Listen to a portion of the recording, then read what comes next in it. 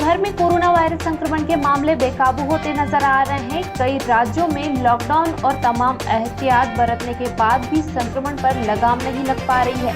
ऐसे में आज रविवार को जहां दिल्ली में 6 दिन के लॉकडाउन के बाद अब लॉकडाउन एक हफ्ते और बढ़ाने की चर्चा की गई है। इस बीच देश के नए कोरोना डाटा ने पिछले सारे रिकॉर्ड तोड़ दिए हैं। रोजाना के नए केस 3 लाख के आंकड़े को लगातार पार कर रहे हैं। बीते 24 घंटे में कोरोना के करीब 3,49,691 नए मामले सामने आए हैं।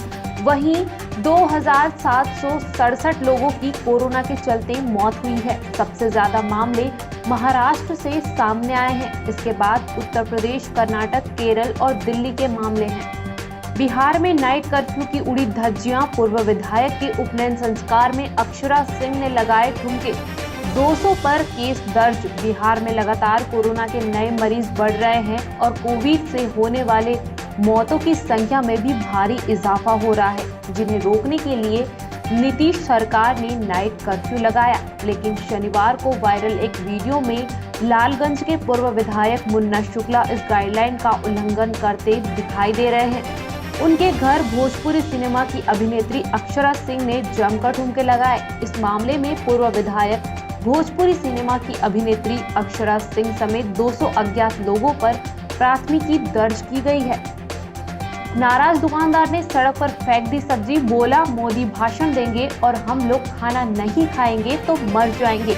बिहार से कोरोना को देखते हुए मुख्यमंत्री नीतीश कुमार ने सर्वदलीय बैठक कर कुछ दिनों पहले कई निर्णय लिए। इसमें यह भी था कि शाम 6 बजे के बाद दुकानों को बंद कर दिया जाएगा। लेकिन सासाराम के अनुमंडल क्षेत्र में जब शासन शाम 6 बजे के बाद सड़क पर लगी दुकान को बंद कराने लगा तो नाराज होकर एक सब्जी विक्रेता ने सड़क पर सारी सब्जी फेंक दी और पुलिस के सामने ही जोर जोर से चिल्लाने लगा। इंदौर में रेमडेसिविर इंजेक्शन के नाम पर ग्लूकोज का पानी बेचने का मामला सामने आया है। एक ठग ने 20-20 हजार में कोरोना संक्रमित के परिजन को 2 इंजेक्शन बेच दिए। डॉक्टर ने जब उसे देखा तो सिल फेविक्विक से चिपकी हुई थी। इस पर शक हुआ और उसकी जांच की तो उसमें ग्लूकोज का पानी मिला। आरोपी से 2 इंजेक्शन का 40,000 में सौदा तय करके उसे बुलाया गया। उसका नाम उज्जवल पुत्र दीपक पटेल, निवासी शिमला पार्क कॉलोनी। जब वह बेचने आया तो उसे पकड़कर शनिवार को पुलिस के हवाले कर दिया। संक्रमित की पत्नी ने उससे पूछा, हमें गलत इंजेक्शन क्यों दिए? हमने तुम्हारा क्या बिगाड़ा था? आज मेरे आदमी को कुछ हो जाता तो उसका जवाबदार कौन होता? उसने शर्म से सिर झुका लिया। दिल्ली सुप्रीम कोर्ट के जज जस्टिस मोहन एम शांतनागोदर का शनिवार को देर रात निधन हो गया। जस्टिस ने गुरुवार के मेदांता अस्पताल में आखिरी सांस ली। कोर्ट के एक अधिकारी ने इसकी पुष्टि की है। जानकारी के मुताबिक शांतनागोदर के फेफड़े में संक्रमण फैल चुका था। जस्टिस शांतनागोदर कोरोना वायरस से संक्रमित थे या नहीं, इसकी अभी पुष्टि नहीं हो पाई है। दूल्हा दुल्हन पर हुई एफआईआर। शादी में दूल्हा दुल्हन ने बगैर अनुमति के बुला ली भीड़। धूम धड़ाके के साथ सोशल डिस्टेंसिंग को हवा में उड़ाया। जानकारी के अनुसार छोटी ओमती गीता भवन में शादी समारोह की सूचना मिली थी। बेलबाग पुलिस यहां पहुंची और कोरोना उल्लंघन में कार्यवाही करते हुए भीड़ को अलग कराया। बेलबाग टीआई के मुताबिक अनिल करोसिया और माया समुद्रे की शादी थी। वरवधु पक्ष की ओर से शादी का अनुमति पत्र मांगा गया। दोनों इसे नहीं दिखा पाए। नियमानुसार विवाह के लिए अनुमति लेने पर ही 50 लोगों को अधिकतम शामिल होने का आदेश है, लेकिन यहाँ बिना अनुमति हो रही शादी में मौके पर 80 से 100 लोग मिले हैं। बॉलीवुड एक्टर सोनू सूद ने बताया कि वह कोरोना वायरस से संक्रमित है, लेकिन एक हफ्ते से ज्यादा समय तक वह महामारी उन्हें परेशान नहीं कर सकी। अपनी एक फोटो शेयर करते हुए कैप्शन में लिखा, कोरोना वायरस के लिए टेस्ट रिपोर्ट नेगेटिव आई है। उनके इस ट्वीट पर अब कंगना रनौत ने भी प्रतिक्रिया दी है। वह लिखती है, सोनू जी, आपने कोविड वैक्सीन का पहला डोज ले लिया था और मैं देख रही हूँ कि आप बहुत तेजी से ठीक हो गए हैं। शायद आप भारत में बनी वैक्सीन और उसके प्रभावों की तारीफ करना चाहते हैं ताकि लोगों को भी वैक्सीन लेने के लिए प्रोत्साहित किया जा सके। सिंधु और टिकरी बॉर्डर पर किसानों के धरने प्रदर्शन के आसपास के गांव में कोरोना फैलने की आशंका के बाद केंद्र सरकार की किसानों को वहां से हटाने की आशंका मद्देनजर संयुक्त मोर्चे ने बॉर्डर के 40 गाँव को गोद लेने का फैसला किया। किसान जत्थेबंदियां की मीटिंग के बाद संयुक्त किसान मोर्चे की ओर से कहा गया कि गांवों में विशेष अस्पताल और डॉक्टरों की सुविधा उपलब्ध कराई जाएगी। जो लोग कोरोना से संक्रमित हैं उन्हें उचित इलाज मुहैया कराया जाएगा। कोरोना के बढ़ते मामलों के बीच प्रदेश के कई अस्पतालों में ऑक्सीजन की किल्लत का मामला सामने आया है। इस बीच योगी सरकार ने oxygen monitoring system, oxygen training system का ऐप लागू किया है, जिससे अस्पतालों से लेकर ऑक्सीजन टैंकर तक की मॉनिटरिंग होगी। लोकप्रिय गायिका नेहा कक्कड़ ने कोरोना वायरस महामारी के बीच खुलासा किया है कि वह कैसे अपने वर्कआउट सेशन को मैनेज कर रही है और सेहत का ध्यान रख रही है। नेहा ने इंस्टाग्राम पर एक वीडियो पोस्ट किया है जिसमें वह वर्कआउट करती हुई नजर आ रही है। वह हाफ पुशअप्स भी करती हुई नजर आ रही है। कोरोना कहर के बीच बोकारो से चली दूसरी ऑक्सीजन एक्सप्रेस शनिवार को लखनऊ पहुंच गई। ऑक्सीजन एक्सप्रेस 3 टैंकर ऑक्सीजन लेकर आई थी। इन टैंकरों में एक वाराणसी उतारा गया और 2 लखनऊ पहुंचाए गए। एक tanker oxygen Varanasi Cantt railway पहुंचा, इसे रामनगर ऑक्सीजन प्लांट के लिए भेज दिया गया। ऑक्सीजन एक्सप्रेस को लेकर केंद्रीय मंत्री पीयूष गोयल ने ट्वीट किया कि पीएम नरेंद्र मोदी जी के नेतृत्व में सरकार पूरे देश में ऑक्सीजन की आपूर्ति हेतु निरंतर कदम उठा रही है। कोरोना संक्रमितों की बढ़ती संख्या को देखकर पूरा देश सदमे में है। दूसरी लहर में लगातार अस्पतालों की स्थिति चरमरा रही है। देश भर में हाहाकार जैसी स्थिति बनी हुई है। इस बीच पश्चिम बंगाल की मुख्यमंत्री ममता बनर्जी ने शुक्रवार को ऑक्सीजन के मुद्दे पर मोदी सरकार को निशाने पर लिया है और भेदभाव करने का आरोप लगाया है। ममता ने आरोप लगाया है कि बंगाल के कोटे की ऑक्सीजन केंद्र सरकार उत्तर प्रदेश भेज रही है। उत्तर प्रदेश के गाजियाबाद जिले के इंदिरापुरम में गुरुद्वारा श्री गुरु सिंह सभा कोरोना के मरीजों के लिए ऑक्सीजन लंगर चला रहा है। गुरुद्वारे के प्रबंधक गुरप्रीत सिंह रम्मी ने बताया कि हम सड़क पर गाड़ी में ही मोबाइल ऑक्सीजन की सुविधा दे रहे हैं। गुरुद्वारे के प्रबंधक ने बताया कि मेरी गाजियाबाद के डीएम और वीके सिंह जी ने अपील की है कि आप हमें बैकअप के लिए 20 से 25 ऑक्सीजन सिलेंडर उपलब्ध कराएं। 25 सिलेंडर से हम 1000 लोगों की जिंदगी बचाएंगे। प्रदेश में कोरोना संक्रमण की दूसरी लहर ने कोहराम मचा दिया। कोरोना संक्रमण मरीजों का उपचार होम आइसोलेशन और अस्पताल में किया जा रहा है। स्वस्थ होने वाले अब कोरोना योद्धा भी भूमिका निभा रहे हैं। कोरोना योद्धा उपचार के बाद बची हुई दवाओं को स्मार्ट सिटी, नगर निगम जोन कार्यालय या फिर इंदौर स्टेडियम के बाहर रखे बॉक्स में दवा रख सकते हैं, जिससे बची हुई दवाएं कोरोना संक्रमण से लड़ रहे लोगों के काम आ सके। राजस्थान की थार नगरी बाड़मेर में देर रात पुलिस मुठभेड़ में मारे गए कुख्यात तस्कर कमलेश के पास हथियारों का जखीरा, लाखों रुपए की नकदी, मादक पदार्थ और 11 लग्जरी कारों का काफिला बरामद हुआ है। तस्कर के घर में चलाए जा रहे सर्च अभियान में हथियारों का जखीरा और नकदी देखकर एक बारगी तो पुलिस भी चकरा गई। मुठभेड़ के बाद तस्कर कमलेश के घर चलाया गया सर्च ऑपरेशन रात से लेकर सुबह तक चलता रहा। महाराष्ट्र में कोरोना वायरस के बढ़ते मामलों के चलते लॉकडाउन लगा हुआ है। फिल्मों और टीवी शोज की शूटिंग पूरी तरह से बंद है। ऐसे में कई सेलेब्स अब वेकेशन पर निकल गए हैं। सेलेब्स मालदीव्स और अन्य जगह पर छुट्टियों का मजा ले रहे हैं और सोशल मीडिया पर अपनी तस्वीरों को शेयर कर रहे हैं। बॉलीवुड एक्टर नवाजुद्दीन सिद्दीकी ने उन सेलेब्स पर निशाना साधा है जो वेकेशन पर हैं और अपनी तस्वीरों को शेयर कर रहे हैं। उन्होंने कहा, वो लोग क्या बात करेंगे, इन लोगों ने तो मालदीव्स को तमाशा बना रखा है। एक्ट्रेस हिना खान के पिता का 20 अप्रैल को कार्डियल अरेस्ट के कारण निधन हो गया था। सबसे दुख की बात यह थी कि पिता की मौत के समय हिना उनके पास नहीं थी। वे शूटिंग के सिलसिले में कश्मीर गई हुई थी। अब हाल ही में उन्होंने सोशल मीडिया पर पिता को याद करते हुए एक इमोशनल नोट शेयर किया है। पोस्ट में उन्होंने यह भी बताया कि वे कुछ दिनों के लिए सोशल मीडिया से ब्रेक भी ले रही हैं। मेरे सभी सोशल मीडिया अकाउंट्स अब मेरी टीम ही हैंडल करेगी और आपको मेरे अपकमिंग प्रोजेक्ट के बारे में अपडेट देती रहेगी।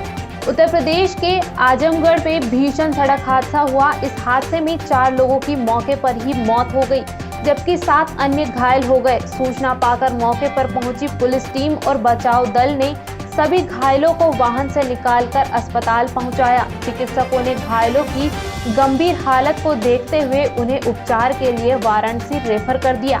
जानकारी के मुताबिक हादसा आजमगढ़ जिले के महानागंज थाना क्षेत्र के सोहबल इलाके में हुआ था। जानकारी के अनुसार ओवरटेकिंग के दौरान ट्रक से ये हादसा हुआ।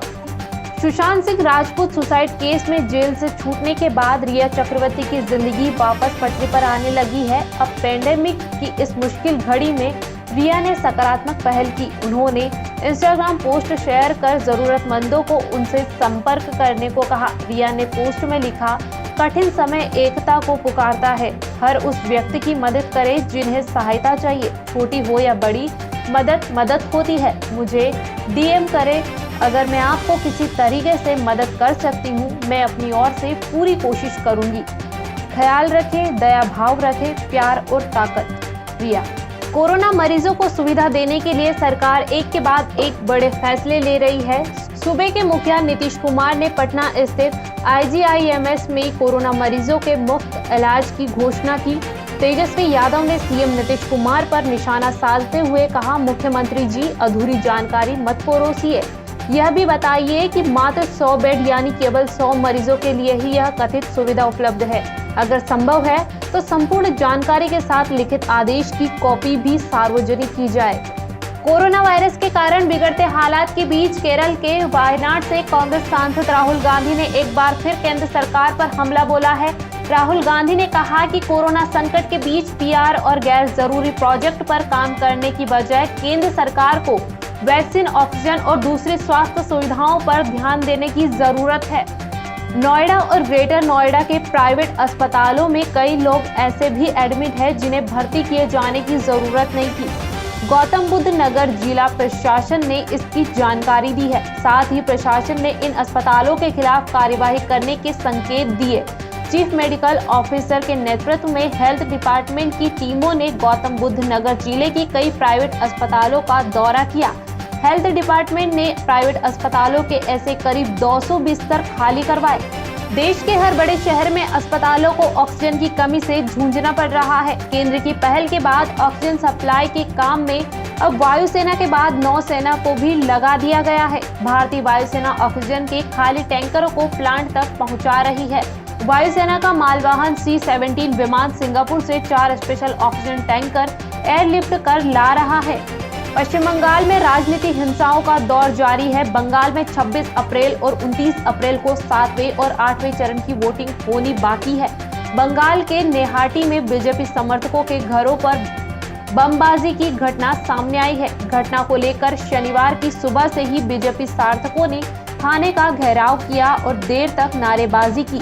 इस दौरान पुलिस पर TMC के गुंडों को बचाने के गंभीर आरोप लगे। केंद्र की योजना सिंगापुर और UAE से उच्च क्षमता वाले ऑक्सीजन टैंकरों को आयात करने की है। महामारी के कारण और कई राज्यों में मेडिकल ऑक्सीजन की कमी के कारण सरकार सिंगापुर, UAE से उच्च क्षमता वाले ऑक्सीजन ले जाने वाले टैंकरों के आयात के लिए बातचीत कर रही है और राज्यों को इसके उत्पादन को बढ़ाने के लिए बंद ऑक्सीजन संयंत्रों को पुनर्जीवित करने का निर्देश दिया है।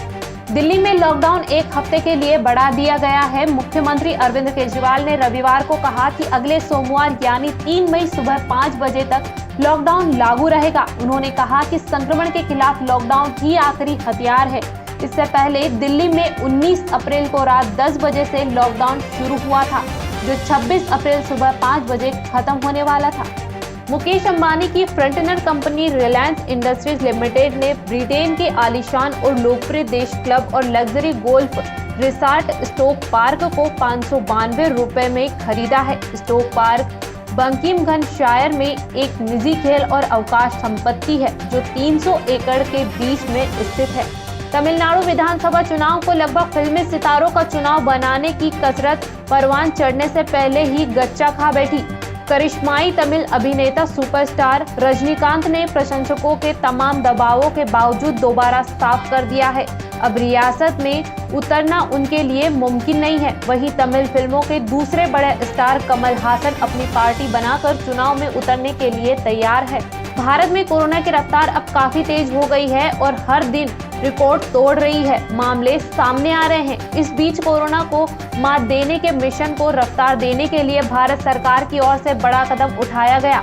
भारत के ड्रग्स रेगुलेटर की ओर से जायड्स की वीराफिन को मंजूरी दे दी गई है। इस वीराफिन का इस्तेमाल कोरोना पीड़ितों के इलाज में किया जा सकेगा।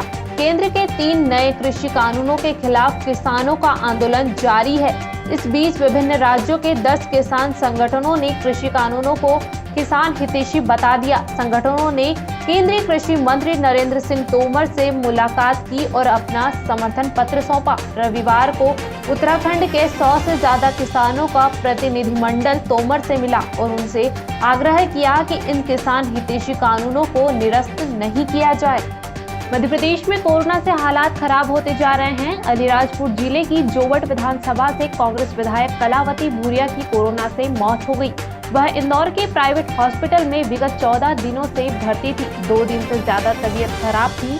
वहीं शुक्रवार की रात ऑक्सीजन की कमी से ग्वालियर में हाहाकार मच गया। 2 मरीजों की मौत हो गई। उत्तराखंड में चमोली जनपद के जोशीमठ में ग्लेशियर टूटने के बाद सेना का रेस्क्यू ऑपरेशन जारी है। ग्लेशियर टूटकर मलारी सुंगना सड़क पर गिर गया था। इस सड़क पर कंस्ट्रक्शन का काम चल रहा था। सेना के मुताबिक अब तक 2 शव बरामद किए जा चुके हैं और 291 लोगों को सुरक्षित बचाया जा चुका है।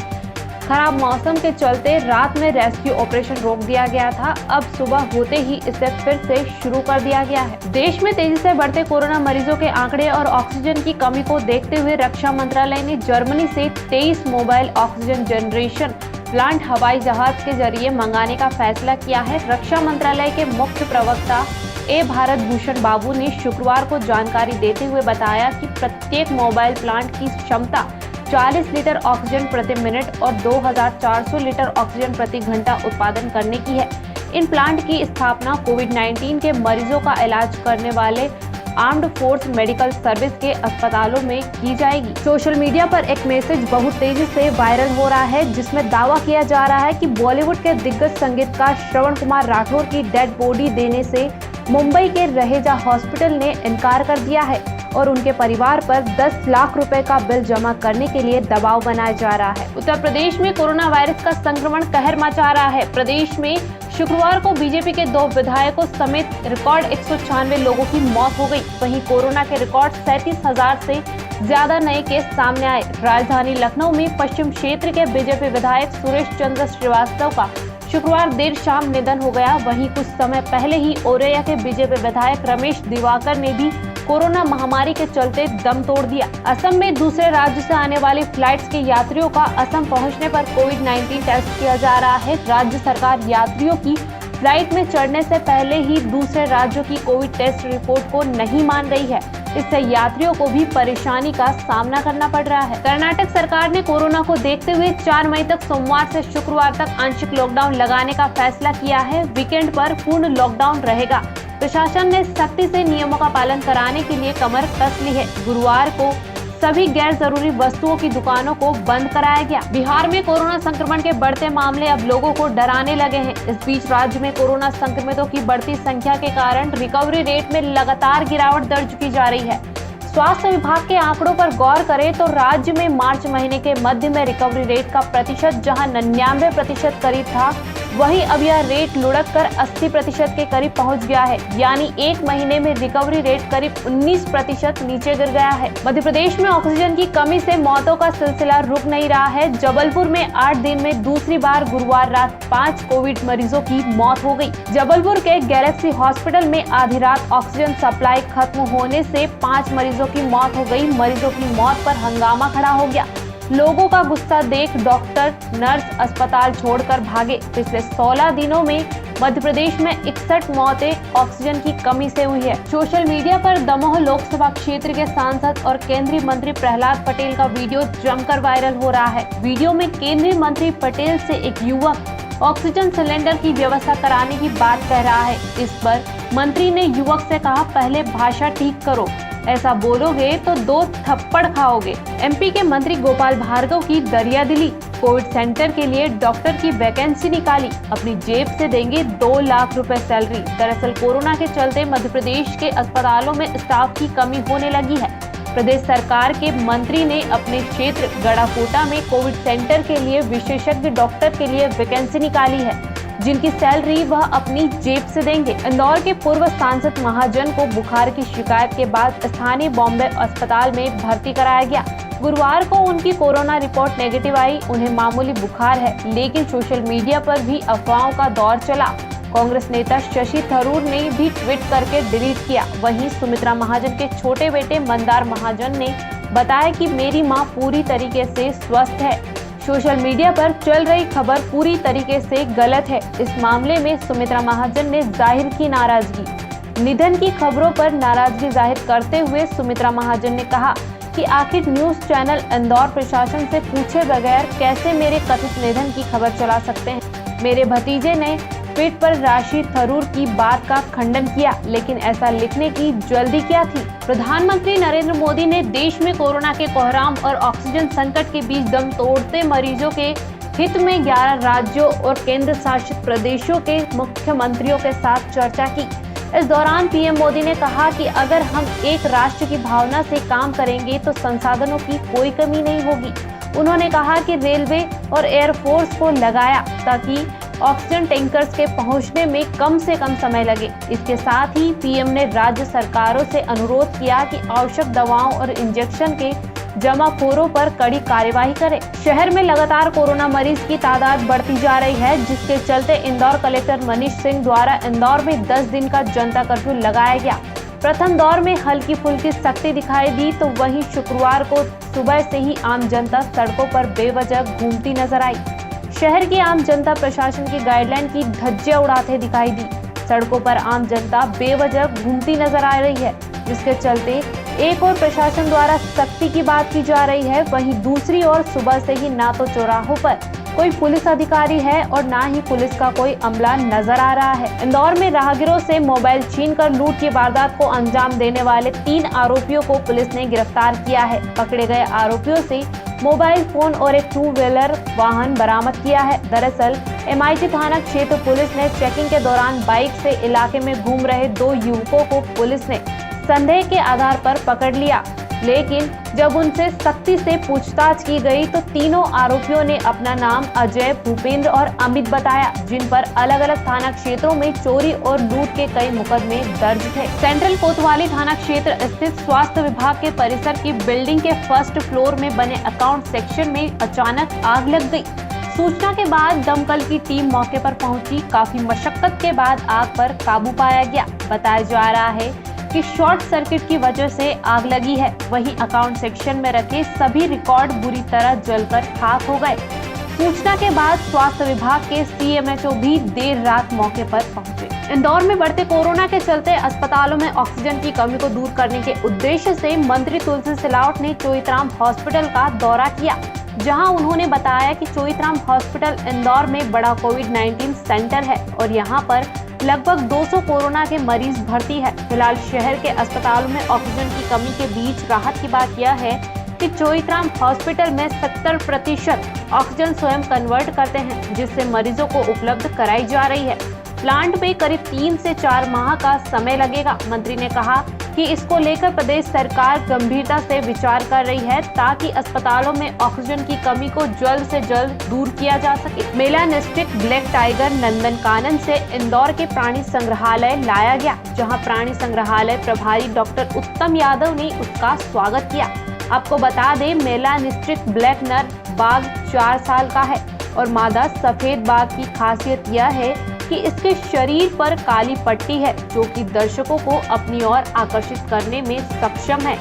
अपने शरीर पर मौजूद काली धारियों के कारण यह अपनी खास पहचान रखता है। पिछले लंबे समय से टाइगर को इंदौर प्राणी संग्रहालय लाने की कवायद चल रही थी, जो अब पूरी हुई है। रतलाम जिले के आलोट अनुविभागीय अधिकारी राजेश कुमार शुक्ला द्वारा लगातार क्षेत्रों में भ्रमण कर आम जनता को कोरोना वायरस से बचाव हेतु वैक्सीनेशन लगाए जाने हेतु हिदायत दी जा रही है, जिसके तारतम्य में तालनगर के जनप्रतिनिधियों के सहयोग से तालनगर के विभिन्न वार्डों में पैदल भ्रमण कर कोरोना वायरस से बचाव हेतु लोगों को निर्देशित किया जा रहा है। नगर के डोकरपुरा निवासी कैंसर से पीड़ित एक युवक ने अपनी बीमारी से तंग आकर समीपस्थ कुंडलिया डैम में कूदकर अपनी जान दे दी।